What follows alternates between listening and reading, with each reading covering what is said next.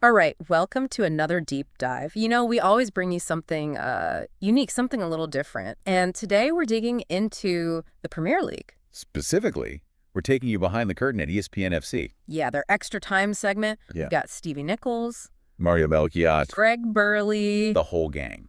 and they were really getting into it after some pretty big matches recently. They're giving some predictions, some hot takes for the rest of the season. So let's jump in. Well, this episode came out right after Liverpool crushed Manchester City. Yeah. Pretty much cemented Liverpool as, the team to beat this year. Probably going to win the whole thing. It's pretty wild to see Liverpool just dominating like this. The pundits, I mean, they could not stop praising the manager and a slot. And, it's not like he came in and just blew everything up, No, not at all. And I think that's what's so impressive. He didn't need to start a revolution. Mm. He took what was already there, a strong system, and really just focused on refining it, made it even better. So how did he do that? What did he change? One of the big things was bringing in this focus on tempo control. Okay, now for those of us who aren't, tactical masterminds when it comes to football, tempo control. Yeah, so tempo control is basically being able to dictate the pace of the match, knowing when to, really ramp things up, go fast, and when to slow it down, control the flow. Just really, really smart football. I love how Nickel put it. He said Liverpool still have that, rock and roll style. Exciting. Yeah, they're dynamic, they attack, but now there's just this layer of control on top of it. Yeah, it's like they found the perfect balance. You get that raw energy and then the discipline. A terrifying combination for anyone facing them. Yeah. So, on the other side of things, while Liverpool's, celebrating, Right. Manchester City, they've had a pretty tough season. They have. And even Pep Guardiola, I mean, he's the manager, right? And legend. He even admitted, said some things about some of the younger players being the future. So is this him just trying to put a positive spin on things? I don't know. What do you think? Is he really confident in these young players or what? The pundits weren't so sure. Yeah. I mean, they were definitely skeptical. Is this just, a way to stay optimistic? Or is there really something there? Melchia, he was pretty straightforward about it. I Yeah. think he actually said, if that's the future, I wouldn't be getting too excited as a City fan. Ooh, shots fired. I know. So this sparked a big debate, right? Is this the weakest Manchester City we've seen in the last few years? Are they really declining, or are other teams just, stepping up their game? What do you think? It's a tough one. It's complicated. There are a lot of factors at play. Absolutely. Absolutely. But we can't ignore, I mean, one of the big things is Kevin De Bruyne. Oh, yeah. He's been struggling. He has not been himself this season. And, some people are saying, is it injuries? Is it just the team's, overall struggles are affecting him? There's even rumors he might leave in the summer, which would be a huge blow for City. Speaking of teams having a tough time, Chelsea. Oh, my goodness. Up and down, up and down. You never know what you're going to get. One minute they look like they could win it all. The next minute, they're fighting just to stay in the Champions League race. It's been a wild ride. It really has. And their manager, Mauricio Pochettino, he's been trying to, kind of downplay all the worries about Cole Palmer, who hasn't been, playing his best recently. Right, saying it's a team effort, not putting it all on Palmer. But the pundits weren't really buying it. No. They argued that Chelsea is just relying too much on him, and they don't have other players consistently stepping up. And I think this really highlights a difference we're seeing between them and Liverpool. Liverpool, it's built on this foundation of tactical understanding. Right. And Chelsea, they're still searching for that consistency. They haven't found their groove yet. Melchiot made a really good point about Chelsea being vulnerable to counterattacks. For those who maybe aren't familiar, that's when a team transitions really quickly from defense to offense, catch the other team off guard. Dangerous stuff. And Melchiot said Chelsea, they're vulnerable because they haven't really adapted to playing without a true striker. Interesting point. Very interesting point. They haven't figured out how to create chances as effectively in this new system. Yeah, it's a puzzle that Pochettino needs to solve if they want to, get back to the top. But I think it's interesting, we were talking about teams struggling, to look at some of the players who are actually doing really well, just not for their old team, Manchester United. Yeah, right, yeah. Guys like Anthony, Marcus Rashford, Jared Bowen, these were all players who, weren't exactly setting the world on fire at United. They were struggling a bit, yeah. But now they're on other teams, and they're playing great. They seem like they're having fun again, and Yeah. this whole thing got the pundits talking about, the pressure of playing for a big club like Manchester United. It makes sense. Think about it. You're constantly in the spotlight. Fans, media, everyone's watching your every move. That can really get to you. Nickel even used the word toxic to describe the environment at United at times. Wow. Yeah, that's pretty strong. But, you can see how that kind of pressure could be really detrimental. And Melchiot, he actually talked about his own experiences. He was at big clubs too, and he talked about just how overwhelming that pressure can be. Especially for younger players who are still trying to, find their footing, establish themselves. Yeah.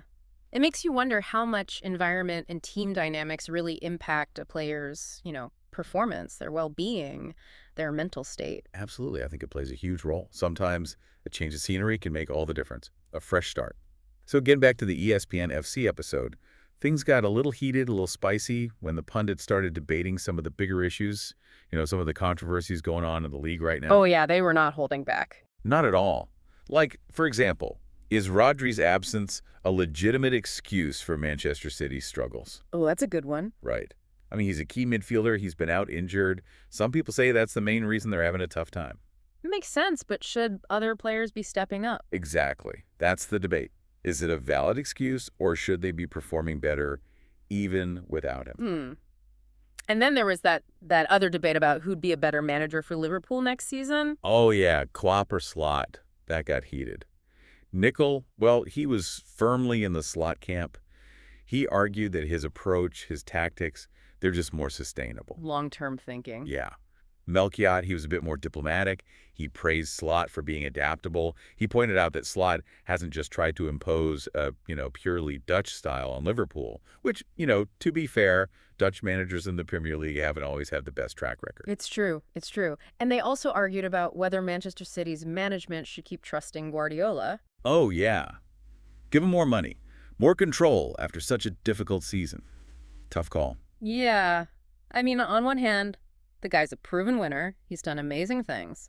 But this season, some cracks are showing. It makes you wonder if he can, rebuild, get that magic back. It's almost like a test of his, his whole legacy as a manager. Can he adapt? Can he evolve?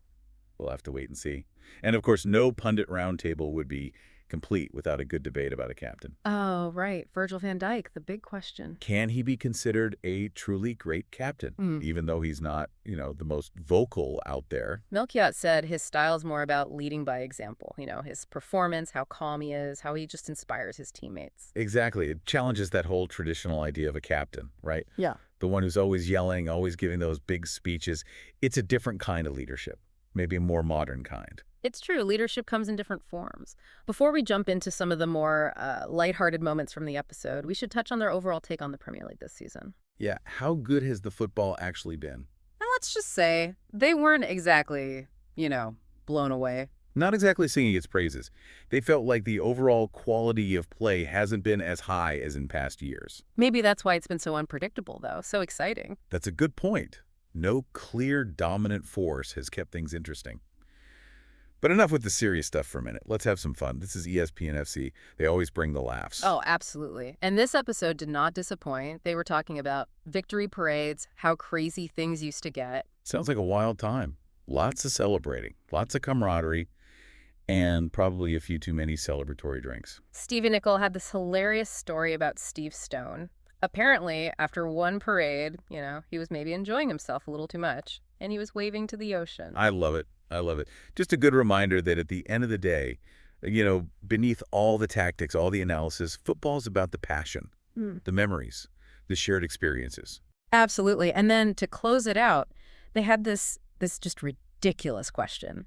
Could 11 Stevie Nichols in their prime beat 11 Lionel Messis? Oh, come on. That's not even a contest. I know. Even Nicol had to admit Messi would probably win. But he did have a plan. Set pieces. He was thinking strategically, Defender through and through. It was hilarious. That's sick, Nicol.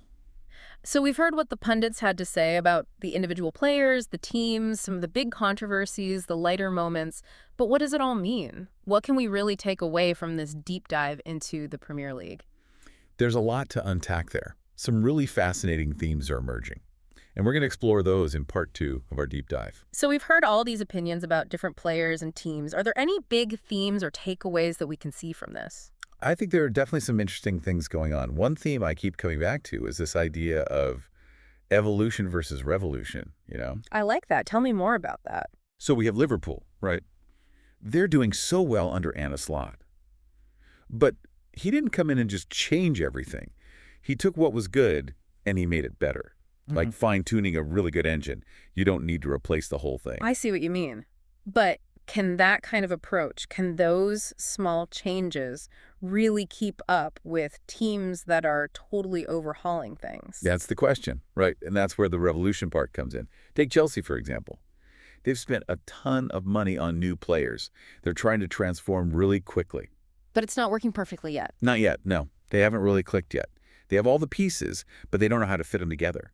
It's like they're trying to bake a cake with amazing ingredients, but they're not following the recipe quite right. And that's the difference? Yeah. Liverpool is evolving step by step. Chelsea's trying to revolutionize overnight. And we'll see which one works better, right? Exactly. It's going to be interesting to watch. Another takeaway from all of this is how important the mental side of things is. Remember those players who were struggling at Manchester United, but now they're doing well somewhere else? Yeah. It makes you think, right? How much of it is the environment? The pressure? It's like football is not just about skills, it's a mental game too. Absolutely. Confidence, resilience, that kind of stuff. And it ties into that whole debate about Virgil van Dijk's leadership too. Is he a good captain or not? Right. Melchior was saying Van Dijk leads more by example. He's calm, he plays well, he inspires his teammates. Not necessarily yelling and giving big speeches. A different kind of leader. Yeah. What do you think about Guardiola and those young players? Is he really confident in them? Or is he just trying to be positive even though things aren't great? It's hard to know for sure. Yeah. But this is a real challenge for him, right? This is the first time he's had to rebuild a team at City. They've been so good for so long. Yeah. And now they're not. It's almost like a test for him, for his whole career. Can he do it again? Can he bring City back to the top? And it makes you wonder, how patient will the club be with him? They might not give him forever to turn things around. But even with all the pressure, it's important to remember why we love this sport. It's fun. Those stories the pundits were telling, about the parades and the celebrations. And Steve Stone waving to the ocean. It reminds you that there's a human side to it all. There's passion, there's joy. Don't forget that. Okay, so what about that big question you mentioned? That's something to think about. Let's talk about that in part 3. All right, so we've broken down the tactics, we've analyzed the performances, we've even had a few laughs along the way. But you mentioned a thought-provoking question, something to really get us thinking even bigger about all of this. Well, we've seen these different teams and their approaches, like Liverpool's steady progress, Manchester City's, unexpected struggles, and then those players leaving Manchester United and finding success elsewhere. Right. And it makes me wonder, how much does the team, the environment, how much does all that really matter compared to just having, amazingly talented players? That's a really good question. It's like you can have a team full of superstars, but if they don't work well together, if the atmosphere isn't right, what happens? Yeah. Think about it. A bad environment, too much pressure, maybe there's not enough trust between players. That can really mess things up, even if you have incredible individual talent. It's true. And on the flip side, you see teams that maybe don't have the biggest names, but they play so well together. They have that chemistry, and they can achieve amazing things. Exactly. And that's the fascinating part. It's not just about having the best players. It's about having the right mix, the right environment. Like Leicester City winning the Premier League. Nobody expected that. But they were a team, they believed in each other, and they pulled it off. It's a great example. It shows that sometimes the whole is greater than the sum of its parts. That collective spirit, that can make all the difference. So how do we figure that out when we're watching a match? How do we see that team chemistry? Well, you have to look beyond the individual skills. Look at how the players interact. Are they communicating? Do they celebrate together? Those little things can tell you a lot about the team's bond, their connection. It's almost like you need to be a detective looking for clues about the team's dynamics. Exactly. It's more than just the goals and the assists. It's about the unseen forces that drive a team's success. The culture, the leadership, the shared belief. I love that. This has been such an insightful deep dive. I feel like I have a whole new way of looking at the Premier League now. I'm glad to hear that. And remember, the Premier League is always changing. There were always new stories, new challenges, new triumphs. So keep watching, keep learning, and most importantly, keep enjoying the beautiful game. That's great advice. And to all of you listening, thank you for joining us on this journey through the Premier League. We'll see you next time for another deep dive.